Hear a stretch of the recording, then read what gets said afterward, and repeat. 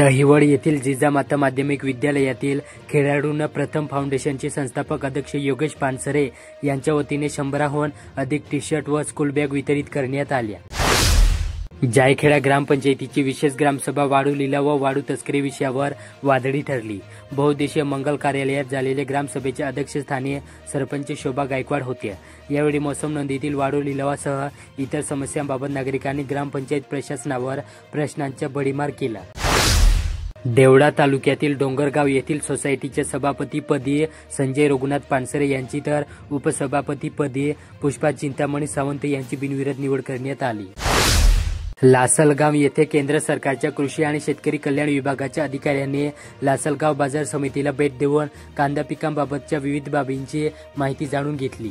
कांदा वाहतुकीसाठी रँक सुविधा वाढवण्याची तसेच निर्यात बंदी न करण्याची मागणी यावेळी उपस्थितांनी केली। पेठ तालुक्यात नाशिकहून गुजरातकडे टोमॅटो घेऊन जाणारा ट्रक राष्ट्रीय महामार्गावर पेठ शहरानजीक दुभाजकाला धडकला। या अपघाताने त्याला आग लागून तो भस्मसात झाला। मालेगाव येथील महानगरपालिकेच्या पाणीपुरवठा विभागाच्या शहरातील जलशुद्धीकरण केंद्राच्या मुख्य जलवाहिनीला गळती लागून त्यातून लाखो लिटर पाणी वाया गेले। या जलवाहिनी गळतीमुळे शहरातील पाणीपुरवठा पुन्हा एकदा ठप्प झाला असून नागरिकांवर पाण्यासाठी धावाधाव करण्याची वेळ आली। मालेगाव शहरातील आयशानगर भागात असलेल्या सर्वे नंबर 66 मधील 442 नंबरच्या घरावर आयशानगर पोलिसांनी छापा टाकून 1,20,132 रुपयांचा गुटखा जप्त केला। ही कारवाई सोमवारी दिनांक 15 रोजी रात्री करण्यात आली।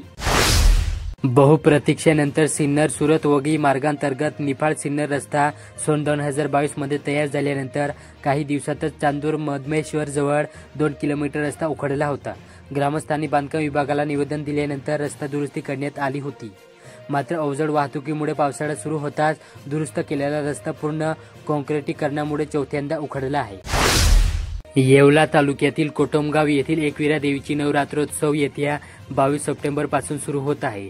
या यात्रोत्सवानिमित्त आढावा बैठक पार पडली। यात्रेदरम्यान भाविकांची वाढती गर्दी, धार्मिक कार्यक्रमाचे आयोजन आणि गावातील सोयी सुविधा यांचा विचार करून विविध विभागांच्या अधिकाऱ्यांनी सविस्तर चर्चा केली। मालेगाव महानगरपालिकेने हद्दीतील कचरा संकलनासाठी नेमलेल्या ठेकेदाराच्या कर्मचाऱ्यांनी पगारासह विविध मागण्यांसाठी बुधवारी दिनांक 17 रोजी काम बंद आंदोलन केले। त्यामुळे शहरातील कचरा उचलण्यावर त्यांच्या विपरीत होऊन शहरात सर्वत्र कचरा साचून राहिला आहे। मांडवड हिसवड बुद्रुक रस्त्यावरील रेल्वे पुलाखाली मोठ्या प्रमाणात पाणी साचल्याने नांदगाव मनमाडकडे जाणारे शेतकरी, विद्यार्थी व नागरिकांना प्रचंड त्रास सहन करावा लागत आहे। अज्ञात व्यक्तीने या साचलेल्या पाण्यात दगड टाकल्याने एका शेतकऱ्याचे कांदे भरलेले वाहन उलटून त्यांचे मोठे नुकसान झाले। आधीच कांद्याला बाजारभाव नसताना शेतकऱ्यांना दुहेरी फटका बसत आहे। देवळा तालुक्यात करमवीर रामरावजी आहेर कला विज्ञान व वाणिज्य महाविद्यालयात ओझोन दिनानिमित्त विशेष कार्यक्रमाचे आयोजन करण्यात आले। कार्यक्रमाच्या अध्यक्षस्थानी महाविद्यालयाचे प्राचार्य डॉक्टर हितेंद्र आहेर होते।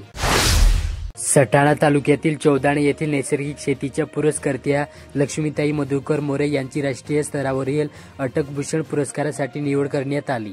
शुक्रवारी दिनांक 19 रोजी दिल्लीमध्ये त्यांचा सन्मान होणार।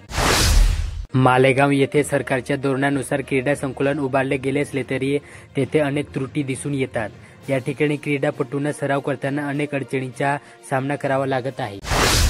त्र्यंबकेश्वर तालुक्यातील देवगाव येथे बांधण्यात आलेले सभा मंडपाच्या इमारतीचे काम निकृष्ट दर्जाचे झाले असून उद्घाटनाआधी स्लॅबचे पापुद्रे पडत असल्याने केलेल्या कामाच्या दर्जाबाबत संशय व्यक्त केला जात आहे। या सभा मंडपाच्या कामाची चौकशीची मागणी नागरिकांकडून करण्यात येत आहे।